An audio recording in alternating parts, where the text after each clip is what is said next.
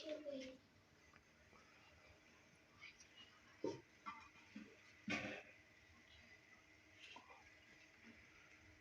वालेकुम dear friends, आप देख रहे हैं मेरा YouTube channel Sajad Danish artist.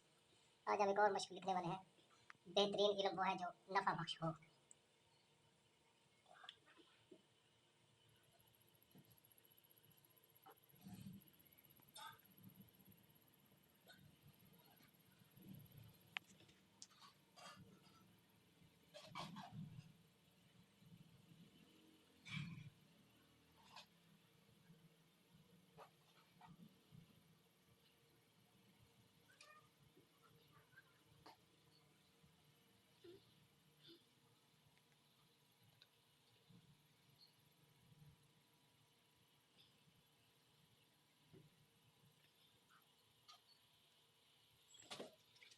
बेहतरीन इल्म वो है।